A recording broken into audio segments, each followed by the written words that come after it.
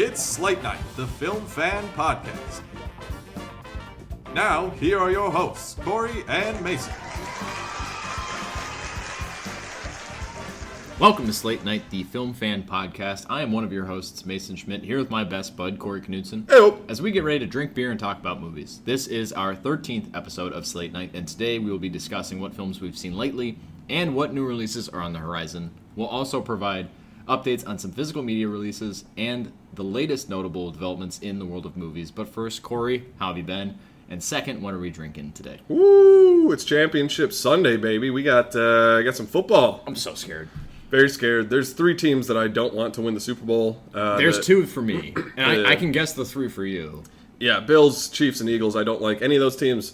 I violently hate the Eagles and the Chiefs. Which, if you're a fan of the Chiefs, I'm more mad at you. That you've had it so good for so long. Your team sleptwalked to the playoffs and into the AFC Championship. If they make it through today, I'm gonna be pissed. I'm rooting for Bills. I'm rooting for Commanders. I think that'd be a much more watchable Super Bowl where I wouldn't be pissed and mad at life. So go Jane Daniels. Please just be a dog and destroy everybody today and in the Super Bowl. That'd be great to see. Aside from Saquon Barkley, there is no one on the Philadelphia Eagles team that scares me more than the actual fan base of the Philadelphia Eagles. So I would like to not have them at the Super Bowl. They would ruin New Orleans if they showed up. So oh god. Yeah. So what we're drinking today? We're making a little return to Headflyer Brewing, which is out of Minneapolis, Minnesota. We had the Scaldin Lager, I think on our second episode, maybe. No, second or third. And today we've got the It Was All a Dream Juicy Hazy IPA. Really good. I think I like this one a little bit more than Scaldin. Yeah. I think you said that too. Yeah, I do, and it's outright labeled IPA, and I'm not an IPA person, but this works for me. I like it, and it's going to be an easier one to just kind of casually sip for me throughout the rest of the show, so I'm not getting too front-loaded, and then the latter half of this episode is me slurring and fumbling and saying, this movie came out in 2014, or saying it came out in 2018 when it came out in 2014, but anyway. Yeah, it's pretty good, though. So, we have another pretty heavy week of stuff that we saw. Coming off Oscar nominations, got some stuff in theaters. First thing Mason and I both saw was Presence, which is the new Steven Soderbergh movie. He's done a lot of stuff. The Ocean's Trilogy, Traffic, Logan Lucky, a couple of the Magic Mike movies. Unsane, yep. Aaron Brockovich, also very good, very underrated. This movie stars Lucy Liu, Julia Fox for the opening scene, Chris Sullivan, and Lucas Papelius. And essentially, it's about a family that moves into a new home, and they're convinced that they're not alone after they feel you guessed it, presence in their home. The kind of appeal of this movie is that it's shot from the perspective of the presence that haunts the home. So think something like Hardcore Henry, where it's kind of that video game almost, like you're in the viewpoint of the ghost in the house. And I know we were both really looking forward to this one. I was so stoked for this movie. Yeah, I just, the marketing looked pretty cool. I was excited about the cast. That, and there's a lot of build-up of this is a revolutionary horror film, too. Yeah. So I was getting giddy about this movie. Yeah, and it was in January, too, we, getting some, Wolfman we both enjoyed. So I'm like, all right, let's keep the run going. Disappointed to say that I didn't really care for this movie. I love the concept. I think that doing it from the POV of the presence is a cool idea, and you can do some really interesting things with that. But I don't think that they utilized that well at all, and it felt more gimmicky at times. Mm-hmm. It just, I don't know, it didn't feel like it had a purpose. And also, don't go into this movie thinking it's a horror movie. That's the thing that pissed me off the most. There's zero horror elements to this, aside from maybe one scene at the end that's a little creepy. It'll give you chills, but it's not scary still. This is a family drama that's just filmed like a POV thing. Mm-hmm. And the family drama is average at best. It's not even that interesting all the time. And it doesn't give you all of the answers of the family drama, which is another big, because I also was really excited for this movie and was very disappointed by it. Mostly, I would blame it on the marketing of showing it hey, this is going to be such a great horror movie. And then I get in and I'm like, when does this get scary? The only thing that makes it at all close to being a horror film is just what this presence is oh, there's an entity living in our house with us. That idea can be terrifying, but in this movie it's not really used in that way, or it's more of just like a third person, just like it's just an absent person that gets to have a complete objective view of this family. And the drama didn't work for me, and also we don't get a lot of answers to some of the questions brought up within the story of like what's going on with this family. There's a lot of like intrigue and confusion as to like what did Lucy Liu do, what's her job in this family, like why is she potentially going to be in trouble, why is Chris Sullivan as the dad of the family, why is he sweating about it, why is he worried about it, are they going to separate or not? Like they bring up a lot of questions but they don't answer all of it, which really frustrated me. Not to hijack what you were saying, but it was just family drama. And for that, like, it failed in being family drama for me. And this is a movie written by David Koepp, who has a large back catalog, a large filmography. He's the writer for, like, Jurassic Park. He's done Spider-Man. Not as excited for you, Dial of Destiny, which I actually like, but this is more in line with Dial of Destiny in terms of quality for me than it is with, like, a Jurassic Park or a Spider-Man. This movie kind of just, I was so disappointed by it, especially going in thinking it's a horror movie, for it to not scare me at all. There's a couple of scenes where I'm like, oh, I like the inventiveness of this, but when you get the reveal of what this presence is, I'm like, I had more questions, and not questions that I even was like interested to finding the answer for. I was just like, really, that's it? Like, okay, why? Like, it was more bewildering and upsetting and just disappointing than like, oh, that's so smart, that's so cool, and I don't know. I want to give a shout out to Chris Sullivan. He's great in the movie. Standout in the movie. And also the daughter, played by Kalina Liang. I thought she was actually really good. I don't think that I've seen her in anything before, but those two for me, like, they worked the best for the family drama. Yeah. Because they're kind of connected. The mom and the son kind of have their connection, and then the father and daughter have their connection. I just like that more. Yeah, Chris Sullivan in this movie is the most just like huggable, perfect dad, and he's so supportive of his daughter in this movie when the rest of the family is like, you're not seeing these things that you're thinking you're witnessing, they're not happening, like you're bullshitting, you're just going through trauma or grief from what happened to you in the past, like this isn't actually happening. The dad's like, I think you're special. Like, there's a lot of great lines with Chris Sullivan. He kind of saved a lot of this movie for me just because it does kind of follow him and his daughter, mostly his daughter, but he has some really good lines of just him like, hey, you're special, like, and I love you for it, like, and just kind of relating that to like his upbringing and his mom and what it was like growing up in a religious house, and he's like, you have something and I believe you, and it was just really endearing. Yeah. So it's such a mixed bag for me when I was expecting, especially coming from Steven Soderbergh, which the film looks great, but I was expecting more than just like, oh, this is visually appealing. I was expecting for something a little bit more dense, something that I can get into. Yeah. Also, this isn't always a problem for me in movies, but some of the subject matter in it, I just like felt gross watching. Yeah. There's just like, I don't want to spoil anything, but it's just like some things that I'm like, this is just making me uncomfortable, and it doesn't serve this story that well. If it's going to make an impact on these characters and story in a significant way, you know, I can see it being necessary, but here I was just like, I don't like watching this. I'm not enjoying this. And some of the dialogue was like, it was cringy and also relatable, but while it was relatable, the cringe kind of offset it to a point where I'm like, I don't want to watch this. I'm uncomfortable. Like, not even uncomfortable. It's just like, I don't want to see these teenagers have this type of conversation because it's just so like, nah, I don't need to. It just made my skin crawl. But, and to see what the film kind of reveals itself to be and who I guess you could say is the antagonist of the film, I'm like, really, that's it? That's all it is? And it's a bit, like, it's heavy-handed in a way, and it's a bit formulaic, and also very convenient, and there's a lot of exposition given at very convenient times to the audience, where it's just like, okay, he's just, this character's spelling out everything for this movie. And then when you find out the reveal of what this presence is in the family, I'm like, well, okay, but how does that play into it? And there's a scene where they bring in a medium, and the medium tries to explain what's going on in this house and what this presence is feeling and how this presence may perceive time. And I'm like, okay, I get that aspect, but I also don't get how it works within the confines of this movie and these characters. So and I don't care enough to look further into it. This movie didn't do enough to like really earn my like, all right, I want to seek out these answers. It was more just like, okay, you didn't give me enough to really care about a lot of this, except for Chris Sullivan being an amazing dad and just saying some of the most sweet, endearing, fatherly shit. But yeah, I was a little disappointed. Yeah, same here. Not a bad movie by any means. No, it's not, which is also frustrating. Yeah, it's just kind of, I think we had high expectations for it. But like we said, don't go into it expecting a horror movie. It's definitely not that. Do you think if it wasn't marketed in the way it was that you would be as kind of disappointed, or... I was thinking about that, and that is a big thing with like expectations. You go in and it's not what you expected, so you're like, oh, it's bad. I think even if I would have went in, like I said, the family drama is still not fulfilled really. Like you said, they bring up a lot of stuff and they don't really answer it. So this one, I don't know, I'd probably give it like a C, C plus. I don't know, somewhere in that range. Yeah, because I didn't hate watching it.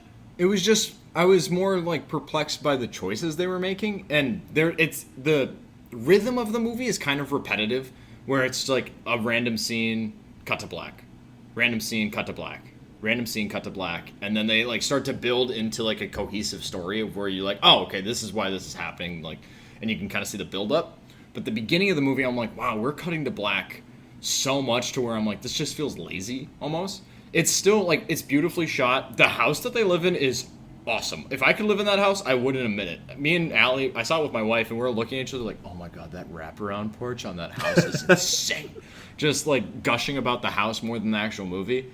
But if it wasn't I think like this marketing strategy, the marketing for this movie is a blatant fucking lie, and it pissed me off. Like, I'm okay with it not being a horror movie, and watching it, like, I can still acknowledge, like, this is a well-made movie. It just, things didn't work for me. Fine.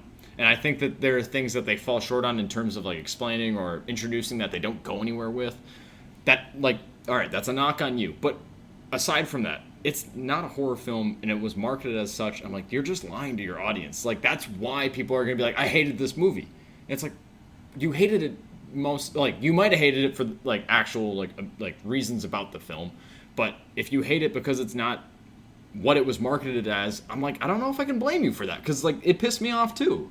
I went in thinking this was going to be a horror film and hoping to get something scared because all the trailers were like the most bone-chilling new horror bullshit. Okay, fine. Yeah, I'm sold. And then I watched it, I'm like, she's... Not at all. No. She's having a cringy high school conversation, and her brother's an asshole, and her parents are fighting, and it's like, okay, well, it's a good-ish family drama, but it doesn't develop or really fulfill any sort of expectation of it being a horror film aside from this presence being there. Yeah, so overall, a little disappointing there, but now you know what you're getting into if you do go see it. So next up, I went this past week, before the Oscar nominations came out, and I saw The Brutalist. I went to an AMC theater. Just a quick side note, this movie is 3.5 hours long. It does have a 15-minute intermission.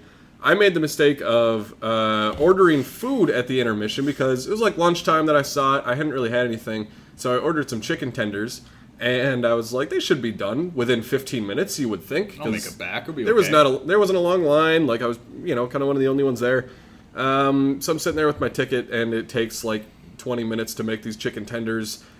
So just beware. If you leave for the intermission, just get like candy and like a drink. Don't order food. Don't order a meal. When I saw this movie, I got popcorn at the beginning. Finished that in the first half. Went back out. I'm like, I want chocolate and anything. If you're in the theater and you're getting a chocolate candy at the concessions, if they have cookie dough bites and you choose not to get cookie dough bites, there's something fundamentally wrong with you. That is the best chocolate candy at a movie theater.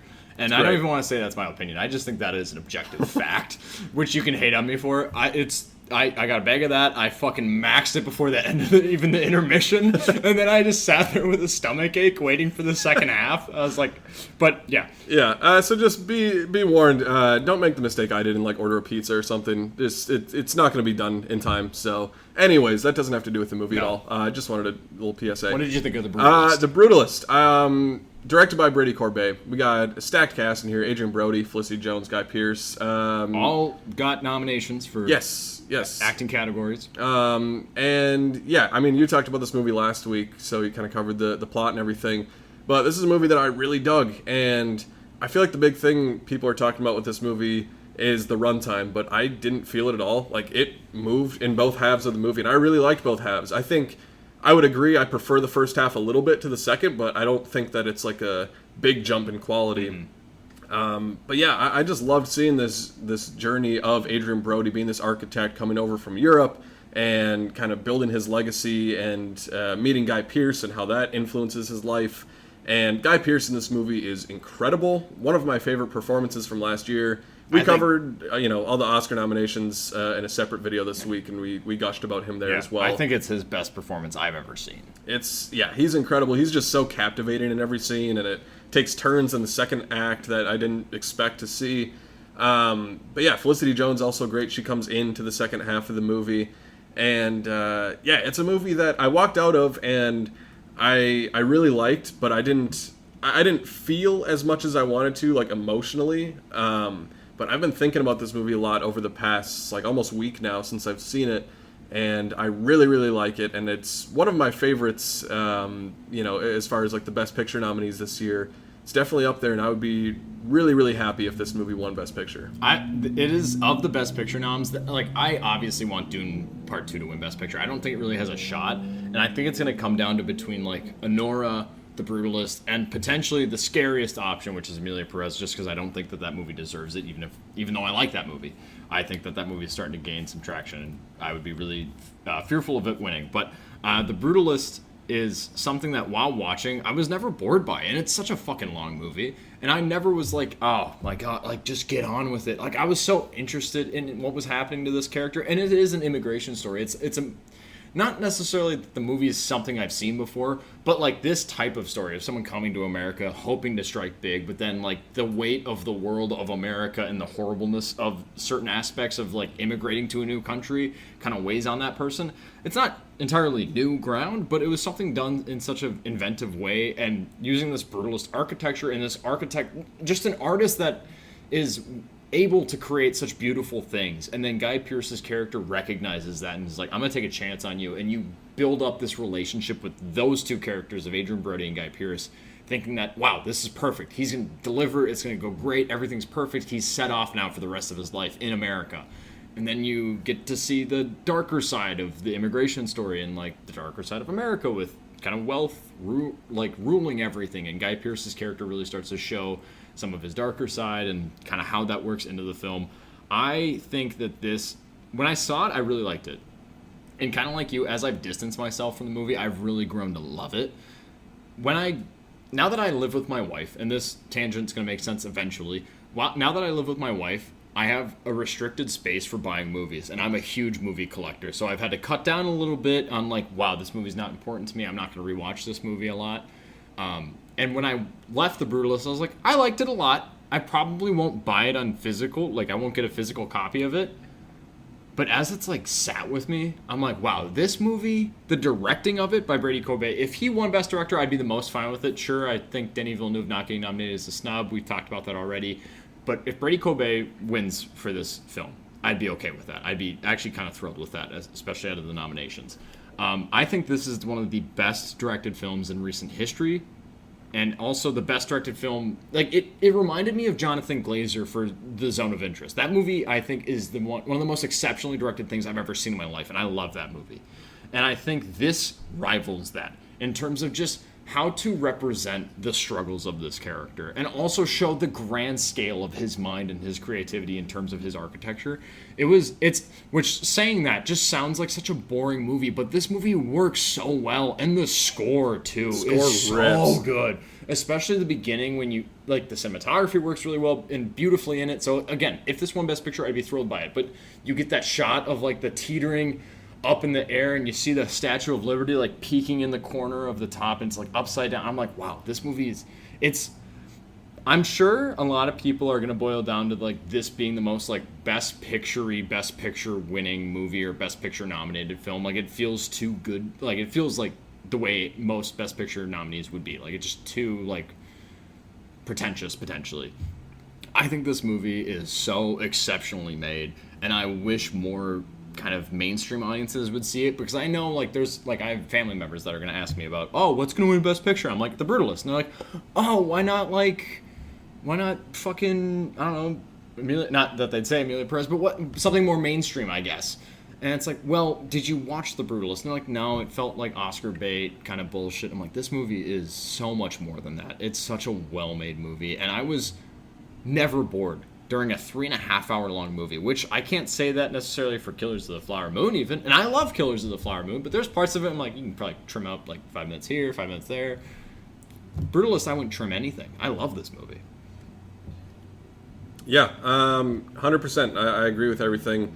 And it was really cool seeing a movie with an intermission for the first time in theaters, kind of old school. Mm-hmm. Even the way it was filmed in VistaVision, and Brady Corbet wanted to go back to kind of this era of the 50s, this technology that they used to film it. So it feels very authentic and genuine. And yeah, I'd be stoked if it won Best Picture. Was the theater pretty full that you saw it in? How did like the audience kind of react to the intermission? That's kind of been like an interesting thing for me, is just seeing how people kind of, oh wow, oh we can leave. Yeah, the lights it was, are up. I mean, for this movie, like it was like fairly busy in the theater, which was good to see. But yeah, there's that moment when like the picture comes on for the intermission, just like of the family, and everyone's kind of like sitting there and like looking around for a second, like, is it over or what's this? But yeah, it was really cool though. Just kind of felt old school. I don't know if I actually would be fine if there wasn't an intermission, but it was still cool to see in the movie in theaters. For sure. Yeah, I don't know if I necessarily need it, but I get the point of it, and I also like seeing it. It's just something that's such a like harken back to classic Hollywood that it's like, oh wow, like this still happens now today. But I don't know if it's entirely necessary, and I think maybe if there wasn't an intermission, there wouldn't be a common critique I've heard is like the war of like between the two halves of the movie, and like the second half being a lesser compared to the first half. And I'm like, I wonder if that like distinct cutoff in the middle, if that wasn't there, if people would be like, oh no, like it works pretty well. Sure, like there's things I might be a little bit more like, I don't want to say disappointing because I was disappointed by it, but if things didn't work entirely in the way that an audience member wanted it to, maybe those would be kind of rehabilitated with there not being an intermission. But who's to say? I like the intermission. I'm a fan of it. And let me get cookie dough bites. Max doesn't have a stomachache for the second half of the movie. But while Corey caught up on The Brutalist, I went and saw a movie that I thought potentially could get some nominations for acting, as I heard a lot of kind of buzz for it. Kind of out of nowhere, I feel like it just kind of shot up. But I saw The Last Showgirl. I saw it at, which we don't normally plug a lot of like smaller theaters in Minnesota, but I saw it at the Edina Man Theater, obviously in Edina, Minnesota. I've never been there. I've always wanted to go there. It has 4 theaters, and the entire inside is designed to be like The Shining, like the Overlook Hotel in The Shining, and like the cocktail room, and like it looks so cool. It's such a sweet theater. I love the Man Theaters in Minnesota. But anyway, saw The Last Showgirl. It's directed by Gia Coppola. We've acknowledged that she's a Nepo relative of Francis Ford Coppola. Director of The Seven Faces of Jane. The film Last Showgirl stars Pamela Anderson, Jamie Lee Curtis, Dave Bautista, Brenda Song. There's Kieran Shipka, there's Billy Lord's also in the film. Like, it's a pretty stacked cast. Synopsis is just a seasoned showgirl kind of trying to figure out how she's going to handle her life post a forcibly retirement kind of coming up with, while her show that she's been a part of for the past 30 years is kind of cut to an end. I heard a lot of buzz about Pamela Anderson potentially getting nominated or being in that conversation at least for Best Actress at this upcoming Oscars. So I went out, rushed to see it. The performances are great, especially Dave Bautista and Jamie Lee Curtis. Pamela Anderson's great. Some of her line readings are a little bit iffy. She gives, I think, the best performance I've ever seen of hers. I don't know if it's awards worthy, so I'm fine with her not necessarily getting a nomination for this film. But overall, the movie, it worked for me. I'm happy I saw it in the theaters. It wasn't anything like revolutionary in terms of storytelling or something brand new to me. It felt very like The Wrestler, directed by Darren Aronofsky, like this man in this kind of distant profession from like what's more mainstream, of like this wrestler in reaching towards the end of his line because of his age. He's kind of getting aged out, and he's just growing with it, but he's trying to prove that he can still do it. That's similar to how The Last Showgirl kind of stylistically and thematically moves. Performances are great. Jamie Lee Curtis is like, I love her so much, especially like Everything Everywhere All at Once. The Halloween franchise is built off of her. But I love Jamie Lee Curtis. My mom is the biggest Jamie Lee Curtis fan, so whenever I see her on screen, it's like even if I'm not seeing the movie with my mom, it's like my mom's with me in theaters watching Jamie Lee Curtis on screen. I love her so much. She's very funny in this movie, but also very devastating. Dave Bautista gives a really solid performance, kind of further cementing, like, hey, I'm not just a big musclehead, like, I can actually act. And I'm thrilled by it because I love him in Blade Runner 2049, and I wish he would get more of, like, these serious performances where it's not like, hey, we need a huge guy to be imposing on someone. It's like, no, this dude can act. Like, he's awesome.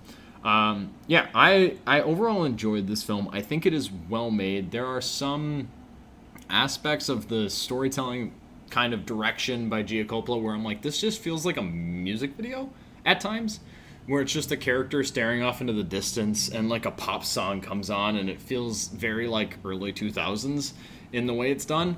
And it felt kind of lazy also, where it's like I'm just listening to the song and the song is telling me how I'm supposed to feel about these characters or what they're thinking, and it's not necessarily like hitting home with me.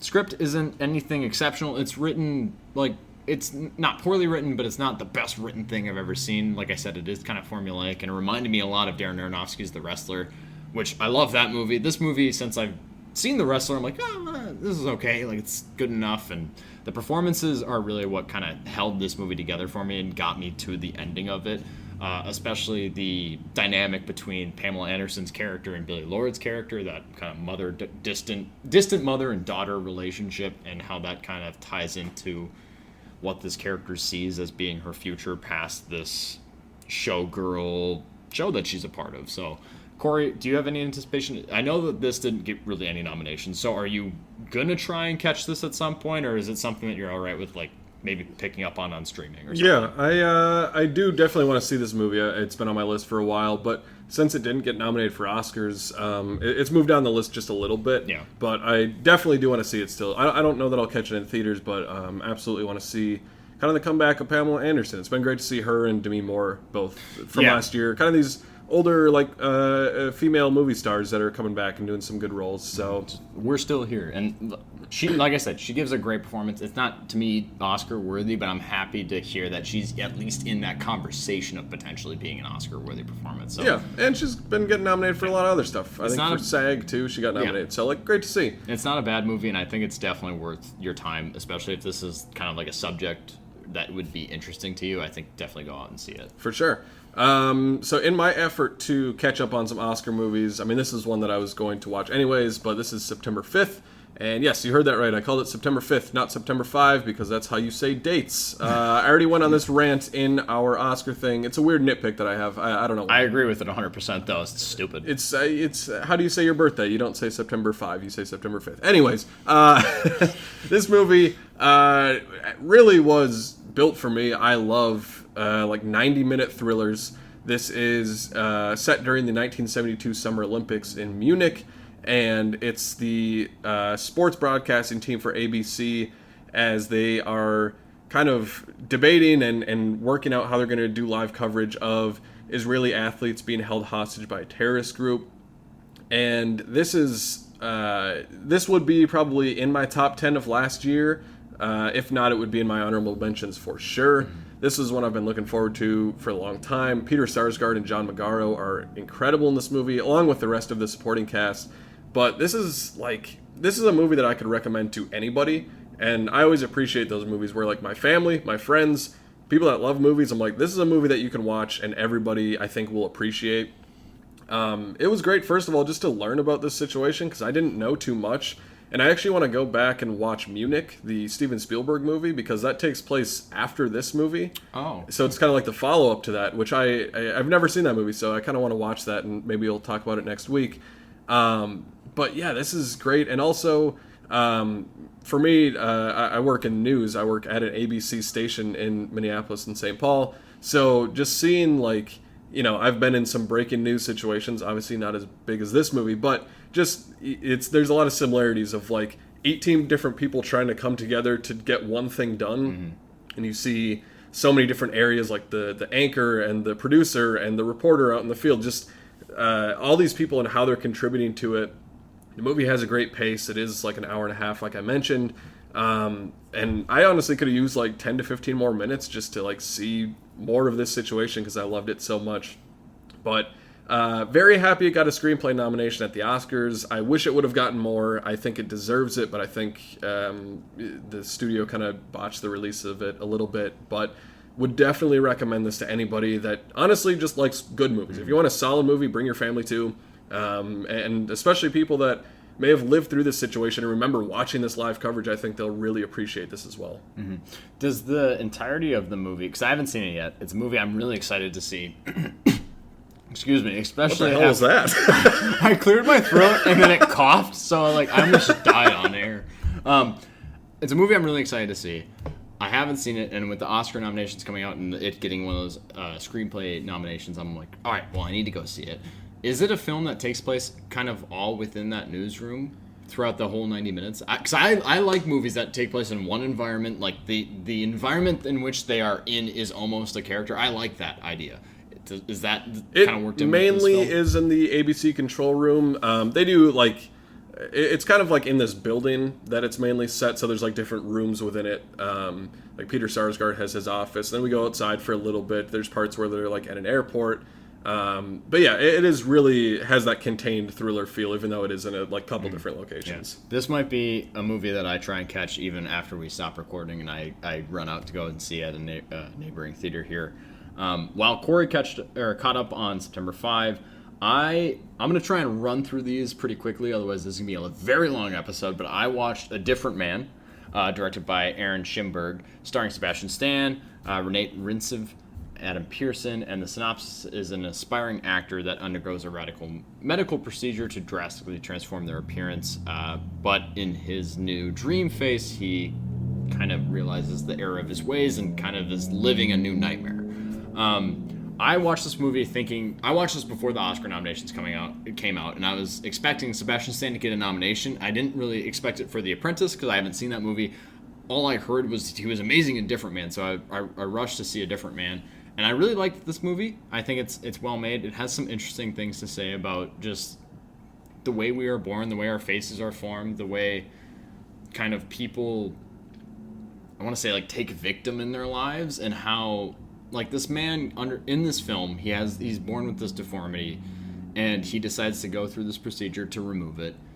But by removing it and looking and almost living a completely different life post this procedure, he feels like he's completely like ostracized from the community that he was born into, of these people that have these deformities but live with them and don't look for like an apology. This is how they live. This is the way they are, and it's completely fine the way they are. So he kind of feels like have this like distant, combative relationship with who he used to be and who he is now. Sebastian Stan is remarkable in this movie. Also, Adam Pearson. He is so funny in this movie, and he is kind of that wake-up call for Sebastian Stan character to be like, hey, there's nothing wrong with you in the way that you used to look. Not that they have this conversation, but he is this reminder of, like, there's nothing wrong with you. You used to look different. You used to have this deformity that you were more affected by than what other people really thought of you, which there are some really good shots and scenes in this film where Sebastian Stan, before going into this procedure, is sitting down at a diner, and everyone that's walking through, because you can see all the background actors walking through the back of the scene outside this diner and looking in and like seeing him and like not looking away, and it's a really good telling moment of like how people feel they're being perceived versus how they want to be perceived. It handles kind of not difficult but really interesting new subject matter in terms of identity, and I really appreciated that. Because I haven't seen The Apprentice, I was surprised to see that Sebastian Stan didn't get nominated for this performance instead of The Apprentice. I'm also surprised to see some of the acting within this film not getting nominated. Adam Pearson was awesome. He was so funny and so just joyful, and made the whole point of this character is to make make Sebastian Stan's character regretful and feel like he's being pushed to the wayside for not having this deformity, when it's like, no, this character is meant to prove to you that it was okay. Like, you can live a full, happy life while having kind of a face that doesn't fit like what a person would naturally expect. Like, there's nothing wrong with that. So I was really excited by and enjoyed this film for its creativity and its willingness to kind of handle and incorporate more kind of difficult conversations about, hey, what about these things that people are born with that you can't really change? Is it a bad thing? No, it's not a bad thing. You're born to look this way. That's the way you look. That's not a bad thing. So I really like this movie. The ending for me, at least, based on like character shifts and turns, it wasn't like the most satisfying to me. There's like a dinner scene towards the end, and I was like, I want more here. So while I was excited by kind of the interesting take it took on things and what it had to say about identity, it just wasn't the most. It wasn't always engaging for me. It also wasn't the most satisfying for me once the movie was done. And I haven't thought about much of it since then. That might be because Oscar nominations came out, and I'm like, all right, well, on to the next Sebastian Stan movie because I need to watch The Apprentice.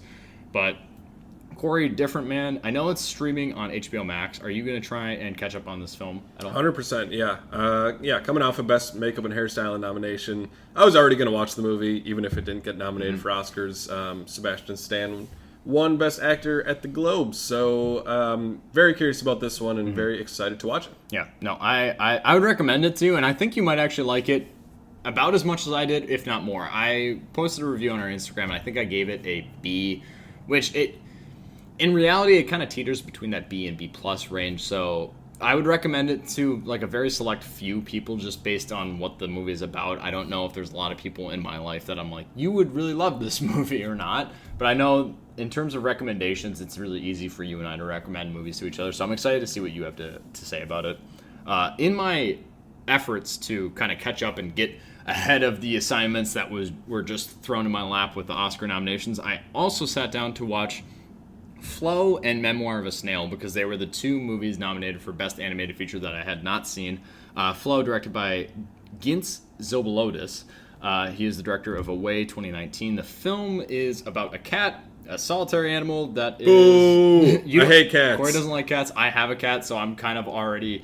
like, fuck you, Soho. I'm set. I love my cat. My cat's the best cat ever. I lived with that cat for 2 years. My cat is the best, nicest, sweetest cat. No, she's fat and she's dumb. She is fat and she is dumb, but she's so sweet and so happy. Anyways, this movie's about a cat and basically just this random conglomerate of other animals that are surviving on a raft during a flood. And while a flood takes over their entire kind of homeland, and they're all relegated to this raft to try and survive and find ways to feed each other and help each other. And this, for me, like, it was being talked as the kind of front runner aside from Wild Robot for Best Animated Feature. So I was like, all right, well, if this is a 2-horse race and I've only seen Wild Robot, I need to see Flow.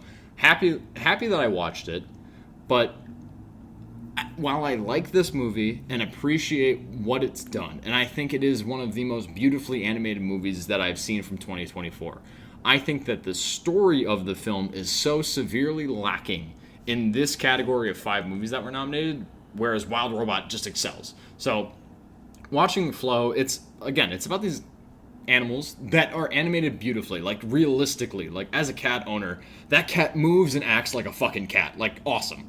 Great job. But it's just these animals, the only connection I have and only kind of motivation I have for these characters and hope that I have for these characters to be okay by the end of the story is that they're cute animals. If they were fucking uggos and they died, fine.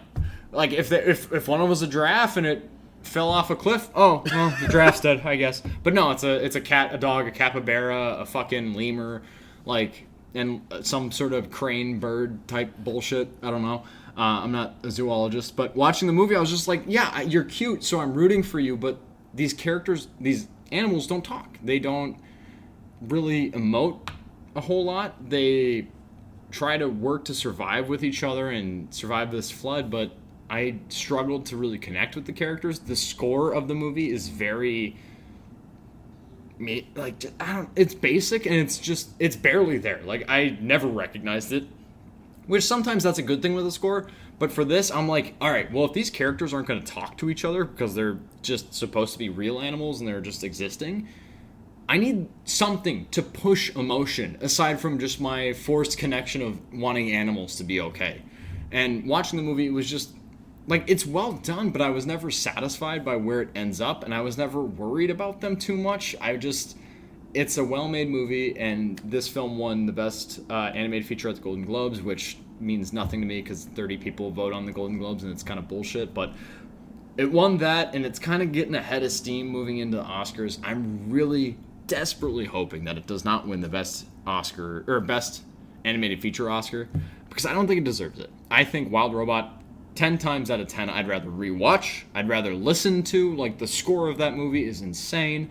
The characters are sweet and endearing, and there's a lot of poignant moments between characters, and it's a movie that works.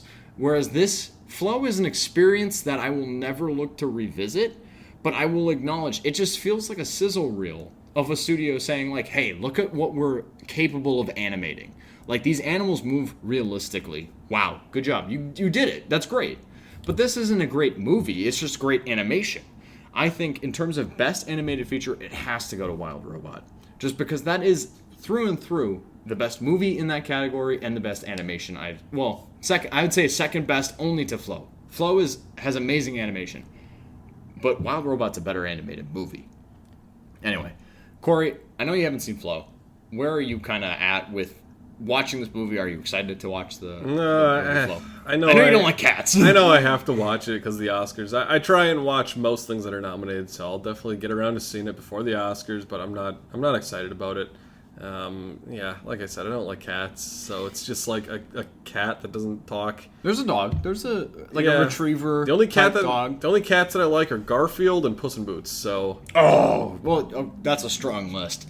That is a strong list. Even though my cat is built like Garfield and is very massive, I've never seen her eat lasagna. I'm not feeding my cat. I'm not making dinner like that. She looks like she's eaten 8 pans of lasagna. Yeah, she looks like she's housed. She's substantial, brother.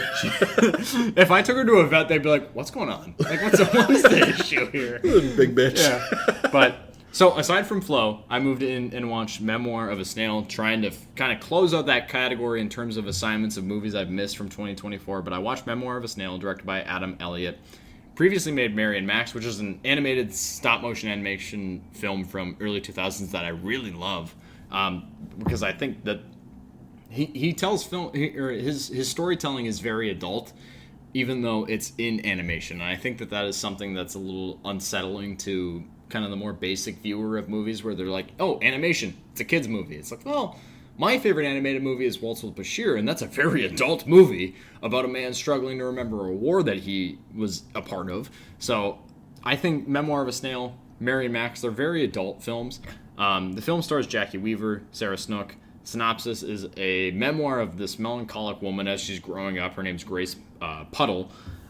She's a hoarder of snails. She loves romantic novels, even though they're not well written, and she also has a house full of guinea pigs. But it's basically her upbringing through life, her growth, and like her twins' growth. She has a twin brother that when they were both born, their mother passed away, and they lived with a alcoholic father that was bound to a wheelchair, and kind of their young existence and just how they grew from that, and the different lives that they were forced to take based on being put into the foster system in America. So I really enjoyed this film. I think in terms of stop motion animation, it's better than Wallace and Gromit, Vengeance Most Foul, just basically based on the character and the personality of this animation. This is a very adult film. There you see, which my wife, I feel like, didn't really like. Actually, she told me she didn't really like, was seeing stop motion tits, and you see stop motion sex. Like, it's an adult film, even though it's done in a way that would be more child friendly or family friendly.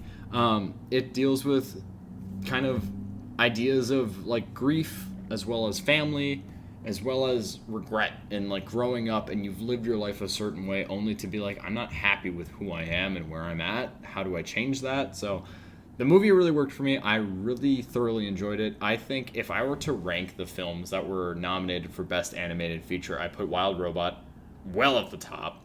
Maybe Inside Out 2, Memoir of a Snail, Wallace and Gromit, Vengeance Most Foul, and then Flow. Flow, it's still a great animated thing. I don't want to say it's a film because it's not a complete movie to me. There's no story really there. There's no characters that I'm really rooting for. It's just these animals. But Memoir of a Snail was really special. It's very, very idiosyncratic in its kind of its approach to growing up And it has some really cheeky humor, and it has some really adult humor, and just, I think it tells a lot of interesting things about how we grow up, who we look to when we grow up, and who we relate to. People that aren't even related to us that come into our lives that have a huge impact and stuff like that. But Corey, before I ramble too much, Memoir of a Snail, I know that you're definitely going to watch it before Oscars, but where's your excitement level at for it? Yeah, I'm more excited for this one than Flow. Yeah. But yeah, again, I try and watch a lot of the nominees from the major categories. So yeah, this one and Flow, definitely both check out. Probably in the next few weeks, have a little review of both of them. Yeah. Memoir of a Snail, I would recommend it to everyone. I don't know if everyone would like it, but I want everyone to see it, just because I think it's a very innovative film in its animation. Not only the stop motion, but just the personality of the characters and the style of it is something that's just it harkens back to Mary and Max. They are very much a similar style, but it's so well done.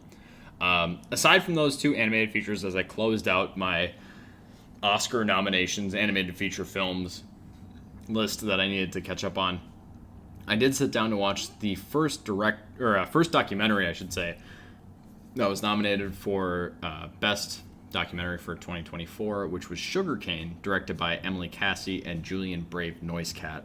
The film is something that I was really interested in. I didn't know what it was about until I just, on Disney Plus, I was like, yep, I'm going to watch it. I need to watch this. I need to start catching up on my homework. It's about an investigation into the abuse of missing children at an Indian residential school throughout, I believe it's in Canada, and how it kind of sparks reckoning on just the nearby sugarcane reserve. It's a film about these schools, which I never knew about, like I said, until college, that were set up in North America, primarily in the United States. I think there's a stat that's 408 of these residential schools were set up in the United States, and 120-something of them were in Canada, basically forcing Native American children into this boarding school that was Catholic-led, to try and strip away who they were and try and better indoctrinate them into what modern North American people should, what modern Canadian people should think, and what modern North American people or United States citizens should think. But also by doing that, it stripped them of their personality, their identity, and also horribly abused them and sexualized them. It was one of the most gutting documentaries I've ever seen. It was upsetting, and it just shows just the lengths of when someone has power, how easy it is for them to exploit it.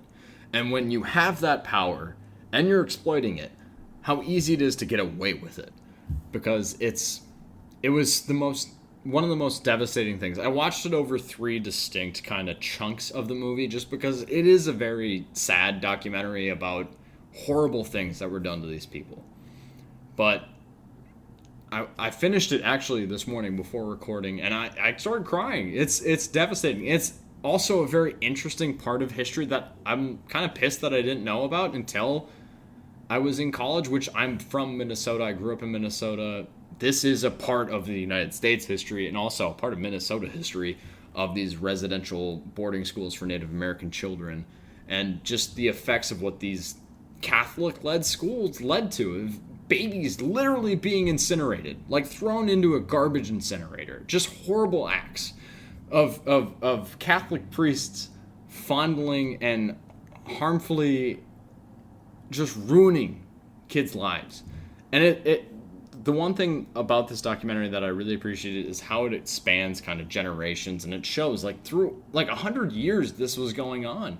And you would a woman from 1912, this woman has a family past her that has grown up after her, and they all have similar experiences of being abused by priests and higher ups within these school systems. And it's just devastating and upsetting. And then it's a part of history that both Canada and North America and United States both try to cover up and not acknowledge, and then they bring it to higher ups at the Vatican and have the Pope look at it, and they just get an apology that doesn't mean shit to them. They're like, no, we want things fixed. We need you to hear us, and not only say you're sorry, but say sorry, and we're gonna do this. It's a devastating documentary. I know when the list of Oscar-nominated best documentaries came out, the one potential documentary that I heard the most about throughout 2024 that wasn't on that list was Superman, a Christopher Reeve story, which I really did enjoy. And I saw some people being like, why isn't that nominated? Why isn't that? I will immediately counter with, it's not as good as Sugarcane, so therefore it doesn't deserve to be on this list of 5. But Corey, I know the documentary category is something I feel like you and I both don't really enter into until the nominations come out. Because then it's like, all right, well, so many documentaries came out. That's not really our forte, but now we can finally lock in on these 5. Where is your anticipation at for Sugarcane? Yeah, just kind of hearing your thoughts about it. I definitely want to check it out. I every year I always want to watch all the documentaries, and I just don't always get around to them. But when I do, like 2 years ago, I watched Fire of Love, which is one of my favorite documentaries ever. Just about a couple doing photography of volcanoes. And it's some of the most incredible visuals I've ever seen, not even just in a documentary, but just in a movie. So yeah, definitely want to check this one out, and I'll try and work through some of the other documentaries as well.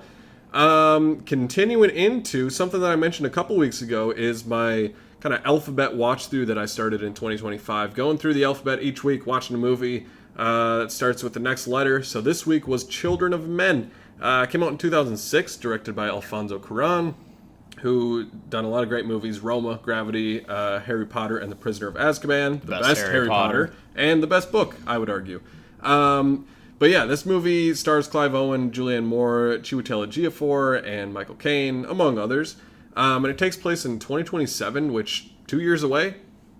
Oh, that's weird. That's when I was watching the movie, I didn't know that. I didn't even think about that. But 2 years away, that's weird. But it's kind of a quasi post-apocalyptic world where women have become infertile, and a former activist played by Clive Owen agrees to help transport a pregnant woman to a sanctuary at sea. And this movie, I've been wanting to watch this for a long time, and this is a great opportunity to do it. And I love this movie. I think it is maybe my favorite Alfonso Cuarón movie. I'd probably say that confidently. But this just felt like, I don't know, there's a thing nowadays of one takes, of like oneers, of movies like 1917 and Birdman, or even things like the Extraction movies where it's like Daredevil. The thing of like this oneer scene. But something that this movie does so well is have a lot of those scenes, but it's not like drawing attention to it. It just does it. It just doesn't cut. It just follows Clive Owen as he's going into like this building that's getting bombed, as he's trying to reconnect with this girl that he's trying to protect. So the filmmaking here is absolutely incredible. I really love the story of this too, and the interesting thing is that it doesn't over-explain what this world is that we're in. It just kind of shows you this small slice of it, and you get hints of what this world is and like how it happened. You get newspaper clippings, you get characters just offhandedly kind of mentioning things, which I appreciate. I don't need a huge exposition scene of like, this is how we got here. So I really liked it. I think it deals with a lot of great themes of obviously immigration, and then between the government and its people, and about women's role in society as well. So it's just a lot of different things that it's touched on, and I think that it does it really great. And it's just a movie that I think holds up really well too. There's the obviously infamous scene kind of in the car. That's the oneer scene where the camera's just spinning around.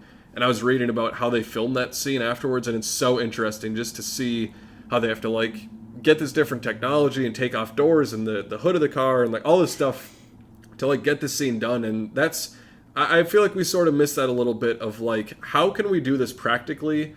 How can we figure this out and not just be like, I don't know, they'll figure it out in post. Or volume. Yeah, we'll do it in the volume. So really just a great old school movie. It was nominated for 3 Oscars for adapted screenplay, cinematography, and editing. And I think this movie is still very relevant today as well. So definitely glad I've seen Children of Men. I really, really like this movie. Yeah, I agree with you in terms of it being my favorite Alfonso Cuarón movie. That and kind of Gravity, which I have distinct memories of bringing my family to see Gravity, and they're like, fuck you, you're not in charge of bringing us to movies anymore.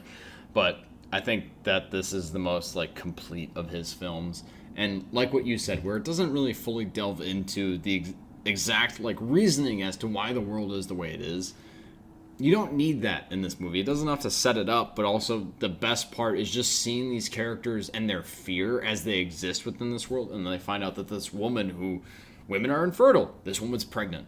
How do you handle that? Like, how do you deal with that? Like, this is an important issue to not only now, but our future bloodlines. How are we going to exist further as humanity? So, as in terms of like sci-fi, this is like my type of sci-fi that I really click with. I really enjoy. Is like this more realistic, grounded, not so distant, scarily, not so distant, like post-apocalyptic viewpoint, basically.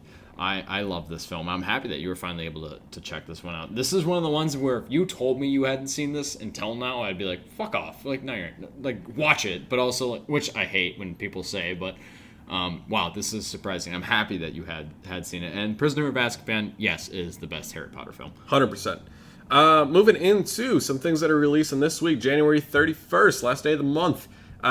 We've got Companion coming out, directed by Drew Hancock, which is his feature directorial debut. We've got Sophie Thatcher, Jack Quaid in this movie. Sophie Thatcher plays an android that's maybe a sex bot. I don't know. I'm not 100% sure on that. I really liked the first trailer they showed where they didn't really over-explain some things. And then the second trailer kind of like put names and ideas to like what's actually going on. I was like, oh, damn it. Yeah, that first trailer, I agree, it was great. And then the other kind of full trailer they put out. Answered too many questions. Yeah, and I don't know. I'm sort of excited for it. I don't know that I'll see it in theaters. I think I'll see it eventually, but I'm curious about it to see how it is. Mm-hmm. I'm excited to watch this. This is, I think, we had Presents this week, which my wife was like, yeah, I'll go see that. And this movie, she's excited to go see, so we'll definitely be seeing this in theaters. I'm excited to see Jack Quaid in more movies. I know he has, like, Novocaine or whatever that movie is coming out later in 2025. This is the movie I'm most excited for. Oh, dude, that was thank nice. God. I've been dealing with that burp since we started recording. That's been like 50 minutes of build-up. I've been waiting. We almost delayed recording this so I could burp, and then it never came, and there it is. The most disappointing burp in my life. But I was always really excited for this film. With that first trailer, I was like, wow, why is this woman lighting her hand on fire? Why is she only crying? How is she reacting so, like, in a mild manner? But, oh, she's an android. Like, I'm getting, like, kind of Megan vibes from this movie, which I didn't love Megan. I get it, but, like, whatever. Jack Quaid, you should check in on your uncle, because he's a little crazy right now. But also, Rupert Friend is in this film, as well as Harvey Gillian, who I believe is in... Is he in What We Do in the Shadows? I think. It's a show I'm watching. I don't even know if that's the name of the actor within it, but... Also in Puss in Boots: The Last Wish. Okay. Then yes, he is. He definitely is in What We Do in the Shadows, which I love that show, and I love that movie as well. But I'm super excited for this film. I can't wait to watch it. I was more excited when I got that first announcement trailer. Now that I know more about the story and she's just an android, I'm like, that kind of ruins... a little bit of like the what the fuck is wrong with this couple, and it's more just like Jack Quaid having like a hot fuck bot that just puts her hand over a candle every once in a while whenever he asks her. So I don't know. I'm excited for this film. I hope it's good. Drew Hancock, you never directed a movie. Hopefully you are able to do the miraculous thing and hit it out of the park on the first time you make a movie. But yeah, I'm excited to see Sophie Thatcher, especially after Heretic. She was amazing in that movie. I've always been a big Heretic? Heretic. Attaboy.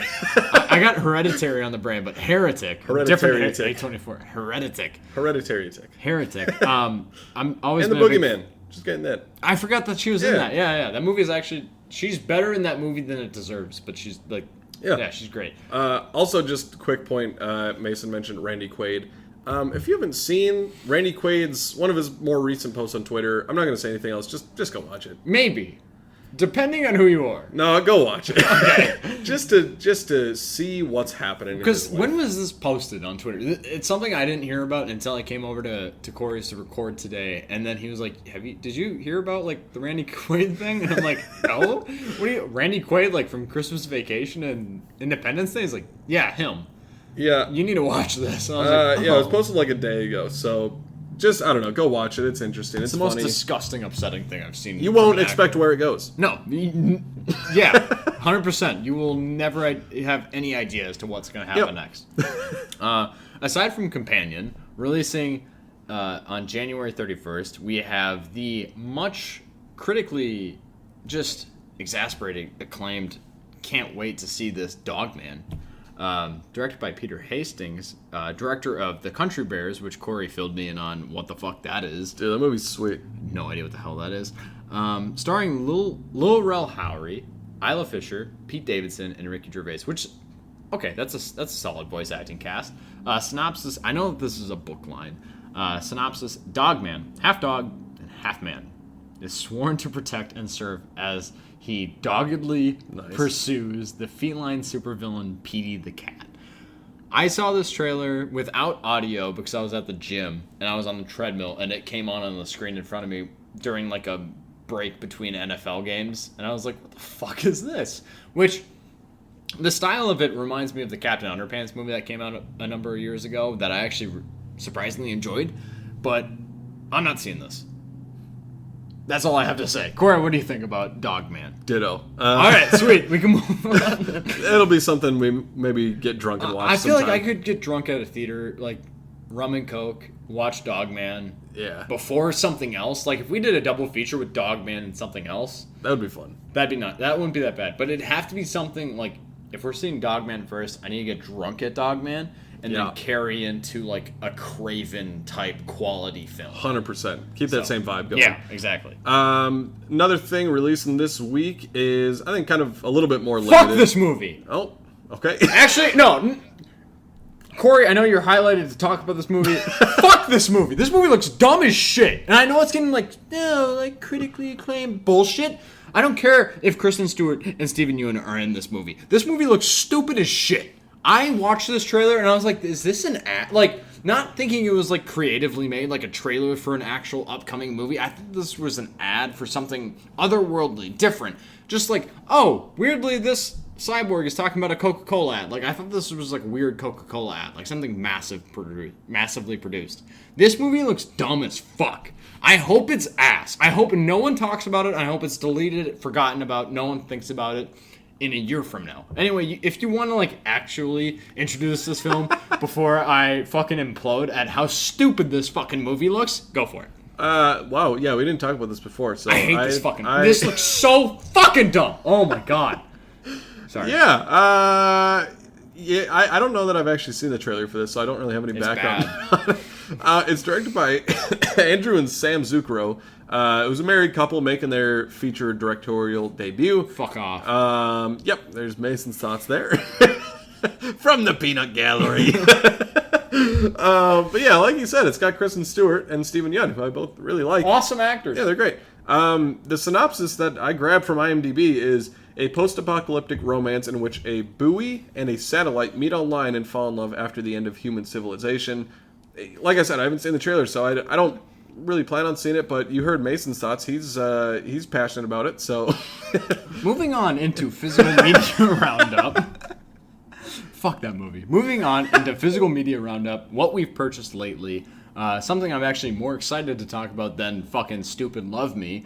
I bought, or pre-ordered, I should say, the Sing Sing A24 specific limited edition like Blu-ray release that they do, which I love the A24 releases. I'm very excited to have that. When I was buying it, it said, not releasing until March. I was like, I'm pre-ordering something I'm not going to see for like 2 months. Damn, all right, well, whatever. But I can't wait for it to actually show up. I saw the announcement of that Blu-ray, and I was like, immediately like, yep, all right, sold.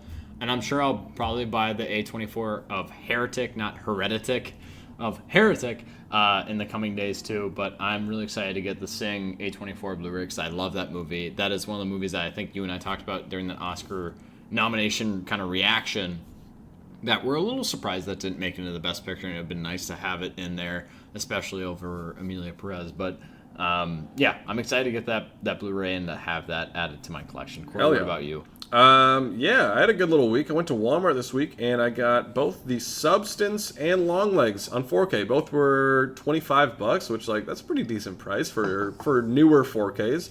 The Substance, just so happy to see that movie have a release. And it had a slipcover too, which was great. Super happy to see. Longlegs, I've talked about it a few times on here. Really like that movie. So happy to add those into the collection, but I'll definitely be grabbing that Sing Sing Blu-ray as well. Yeah. This is one of the slower release weeks, so Hundreds of Beavers. That's coming out. I know you pre-ordered that one already. Oh yeah, love that movie. And then, really, the only other thing was a re-release, Orca, the Killer Whale, which has Richard Harris and Charlotte Rampling. Never seen the movie, but you know what? I would be curious to watch that movie. That's all that's coming out this week. Yeah. Moving on into some movie news, something that's a little less surprising than the rest of the kind of catalog that we have to talk about for the remainder of this episode. Movie news-wise, Sonic the Hedgehog 4. Let's go! Woo! Sets March 2027 release date, which I don't think anyone was really surprised by. Watching the movie, they have a post-credits scene that kind of really directly builds into what's going to happen next, but you have to rely on, all right, well, is this movie going to make enough money to warrant a sequel? But part of me is I think that they would just greenlight a sequel at this point before they got the returns of Sonic 3, which Sonic 3 was my favorite of the three of the first films. I'm excited to see Sonic 4. Corey, are you excited to see Sonic 4? I'm sure you are, because it's just the most easy thing to watch. It's so fun. I've been so surprised. I never really played the Sonic games growing up, but yeah, we reviewed Sonic 3 here, and we both really liked it. So if they keep doing that, the post-credit scene was cool. Introduce some new people and have fun with it. They got to keep bringing Jim Carrey back. Yeah. That's kind of like a caveat I have. I would see the next one without Jim Carrey, but I would question the quality of the film if Jim Carrey's not going to be there again. Yeah, it's kind of interesting to see just how the third one ends. We'll see how that works out. But I'm excited, and then not very surprising. But Robert Eggers, coming off Nosferatu, said that his next movie is Werwulf. He's always spelling shit weird. Spelled WERWULF. Yeah, and he also kind of did this for The Witch too, where he put two V's together to make a W, and that's the Old English thing, whatever. But it's set in 13th century England with that Old English dialogue, which is very true to the time period. I mean, I saw an interview with him where he's like, I am terrified to make a movie where there's cell phones and cars. I don't know how to film that. Yep. And yeah, dude knows exactly what he wants to do, staying in his lane of I want to make movies that aren't set in present day. So I'm down for this. Give me more Robert Eggers. Oh, 100%. And I've said before, I never want him to make something based in the modern world. So I'm excited to see him continue that period piece kind of aesthetic that he's had with every single one of his films. The sound of this almost dials back to The Witch, the Vivitch, whatever the fuck you want to say for it. That time period, that style. So I'm excited to see it. I'm kind of blown away that he's so well in line with all right, well, I did a witch movie. Now I'm going to do a vampire movie with Nosferatu that I've grown to actually really love. And now I'm going to go back and do a fucking werewolf movie. All right, sick, sweet, throw it on the list. I can't wait. Robert Eggers, you can do no wrong, and I'm excited to see whatever movie you make. Even if I don't like it initially the first time I see it, I will happily rewatch it and likely end up loving it at some point. Moving on into some Star Wars news, which I feel bad to announce as someone who hasn't watched Skeleton Crew and is a little bit more removed, I feel from Star Wars. I don't think I've watched anything Star Wars related in a while, a hot minute, since Ahsoka. My Ahsoka rewatch, or first time viewing, which was well after it released, and after people were after the word of mouth kind of died down, I went back and watched Ahsoka. I haven't seen anything Star Wars related since then. But there is a rumored casting of Ryan Gosling starring in a Shawn Levy directed Star Wars movie. It's reportedly not connected to the Skywalker saga, which for me, I'm happily I'm okay with that. I don't need more movies within the Skywalker saga. If you wanted to move on past where they left off with Rise of Skywalker, you want to move on from the Rey character, I'm fine with that. I would like more time with the Rey character because I said, I think I'm in the minority. You and I both we're we don't mind where Rise of Skywalker went. We don't mind Rey Skywalker or whatever she's choosing as her chosen name. Whatever. Who cares? But you know what? An otherworldly movie or a story told within that Star Wars universe that just has Ryan Gosling, directed by Shawn Levy, fuck it. I'd be for it. Corey, what about you? Yeah, I mean, we've had so many Star Wars movies announced Yeah. of like the Rey movie, and then like Patty Jenkins was gonna have a Rogue Squadron Which movie. the Rey movie has a new writer, but I don't acknowledge that as being actual news until that movie actually fucking has a release date. So I kind of take all of this with a grain of salt. But I mean, Ryan Gosling in Star Wars, much like Jude Law, kind of with Skeleton Crew, I'm like, that's interesting to see in Star Wars. So, and Shawn Levy, he's got some a good little catalog of movies. So, if that comes to fruition, I'm excited about that. And then, we mentioned that we did a full Oscar nominations video or podcast where we talked about that for like an hour and a half. We're not going to spend an hour and a half talking about the Razzie nominations because I kind of hate the Razzies. They've been, if you don't know what the Razzies are, it's like the opposite of the Oscars. The worst movies of the year. Yeah. And they've been living off of, like in 2004 or something. Whenever Catwoman came out, Halle Berry won worst actress for Catwoman, and she like appeared at their ceremony and accepted the award, like kind of tongue-in-cheek thing. And they've been living off that for like 20 years, and their nominations are just dumb, and it's stupid, and I don't like it. But anyways, just wanted to highlight it still. The worst picture that they had was Borderlands, Joker Folie à Deux, Madam Web, Megalopolis, and Reagan. Which, like, yeah, some of them are bad movies. Sense, yeah. But Joker 2, I'm a Joker 2 defender, and we'll talk about that when Mason watches that movie. We'll have a full-on discussion about that someday. Borderlands, yeah, fuck that movie. But it was fun drinking some Twisted Teas and doing that in theaters. But yeah, some other movies that were nominated for a bunch of different awards. Unfrosted, that Jerry Seinfeld movie. Kraven the Hunter, The Crow, Rebel Moon Part 2, and Argyle. It's, I don't know. I never like care about this, but like it's just like interesting to see. And some of the names of the nominations are like, it's like the worst combination of characters in Borderlands or dumb shit like that. Worst on-screen duo or whatever the fuck they're talking about. But I never pay attention to the Razzie nominations. It's like 5 minutes of me reading through it after the Razzies actually come out, and I'll read through it and like see what they thought. But I don't take much credibility in what they dictate or what they say. Worst picture, Borderlands, 100% deserves to be within that category of just the worst movies ever made and worst movies of 2024, as well as Madam Web. But actually, I'm going to amend that. Madam Web is better than Kraven. Kraven deserves to be in that conversation. Megalopolis I haven't seen. Reagan I haven't seen. While I won't say, because I haven't seen Joker Folie à Deux, I haven't seen Megalopolis, I will happily say, like, I can't speak on those. I don't know the quality of those. I haven't seen them. Reagan probably, as someone who hasn't seen Reagan, that probably deserves to be in here.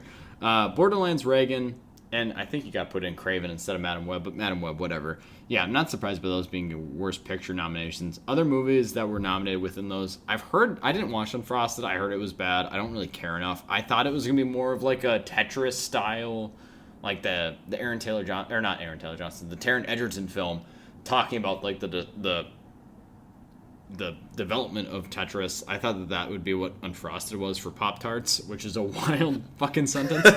But apparently it's not. I haven't seen it. I probably won't. I heard Jerry Seinfeld is ass in the movie. Kraven the Hunter I can speak on, and that movie is the worst thing I've maybe seen this past year. So happy to see some hate for that. The Crow I didn't see. I know you saw. You felt kind of meh. There's one cool scene in it. Yeah. That's it. Rebel Moon Part 2, I finished 5 minutes of that movie and then I stopped. So that speaks to, I think, again, to the quality of that film. Argyle I heard was dog shit, and the things that I've heard specifically about plot developments or plot points within that movie, I can attest, are dog shit. As someone who hasn't watched the movie, the things I've heard about it, yeah, if that actually happened in the movie, ass. Just horrible. So while I'm okay with the Razzie nominations or the Razzie awards in general, I don't take a lot of credence in what they're saying. I don't think that they're the most credible, similar to the Golden Globes. To me, Oscars are the end-all, be-all. Which, moving into this next news announcement, Oscars could potentially be in the future for this. The Devil in the White City, an adaptation, gets picked up by 20th Century Studios. This is something that's been long discussed, long rumored, long talked about, with Martin Scorsese potentially directing and starring Leonardo DiCaprio. It is based on the true crime nonfiction book about an architect and serial killer at the end of the 19th century. I don't know a whole lot about what this film is supposed to be or what the story is within this, but I've always heard these two names being attached to this film, even since before Killers of the Flower Moon. So the fact that the ball's kind of rolling on this again, I'm like, Apple TV Plus or Apple Plus or whatever the fuck, you guys are going to lose money like the way you did on Killers of the Flower Moon, but if you're going to make it, I'm happy to see it. So I will contribute the $10 to $12 of my ticket for the 1,000 people that end up not seeing it opening day. I can't wait to see Devil in the White City if it actually does come to fruition. Corey, what do you think? For sure. I mean, you put those two names together and, like, we're there. Yeah. Like, it doesn't matter what the subject material is. It sounds like an interesting story. I've never read the book, but yeah, I mean, you don't know how many Martin Scorsese movies we're going to get anymore. I thought Killers of the Flower Moon might be the last one, but, you know, you always got to appreciate that. So definitely excited for that. If this does come to fruition, I know we'll both be there opening weekend to see that. Last little bit of movie news here. Christopher Nolan's The Odyssey. We have talked about this a lot just as far as casting. We got another person added to the cast, Jon Bernthal, who is, I think, very underrated. I think he's a really great actor who pops up in so many different things and is very versatile. He joins a cast that is just absolutely stacked of Zendaya, Tom Holland, Anne Hathaway, Matt Damon, Charlize Theron, Robert Pattinson, and Lupita Nyong'o. This movie's coming out in summer of 2026. Like, yeah, we're both so fucking pumped for this movie. Like, this is one of our most anticipated, not even just for this year, next year, just anything that's coming out. Cannot wait to see what this movie's going to be. Yeah, I love Jon Bernthal. I loved him as the Punisher in the Netflix kind of world of Marvel characters. I love him in Wind River, which I know he has a rather small role in that film, but that film is one of my favorites and it is so devastating, partially because of his performance in it. I can't wait. The thing that I'm the most eager for now, aside from Dune Messiah, because I love Dune Part 2, and I'm excited for anything Denis Villeneuve makes, the second best option, the second thing I'm most anticipating is this Odyssey film directed by Christopher Nolan, just because I have the most faith, especially coming off of Oppenheimer, for him to make something truly epic and something almost outside of his sandbox that I'm excited to see kind of how he works his way into this world. And all I need now is who is playing Odysseus. I know there's been rumors of, well, Tom Holland might. I'm like, well, you're way too young to play Odysseus, but I'm excited to see this film eventually on July 17th, 2026, well before we ever get Matt Reeves' Batman Part 2, because Matt Reeves, you're a lazy fuck. So can't wait. Corey, I know you're excited for the Odyssey, but aside from that, thank you for sitting and having some good old liquor drinks with us for our 13th episode of Slate Night, the Film Fan Podcast. Be sure to follow us on Instagram. I know I am way behind in terms of putting out reviews for movies that I've seen this past week, but trust me, I will catch up. Be sure to check out our Instagram for more in-depth movie reviews, as well as our TikTok, as Corey's getting that up and running in terms of reacting to the Oscars and movie reviews, especially for Wolfman that came out earlier this month. More movie reviews and news to be found on our TikTok and our Instagram. Subscribe to our podcast also, if possible, if you're interested, if you're liking this. Comment if there's something that you don't like, and we will not make a change at all. In the world of film, it's not just about what happens on screen, but also about who's sitting next to you in the theater. From Mason and I at the Slate Night Podcast, go Jaden Daniels. Go Jaden Daniels. And that's a wrap.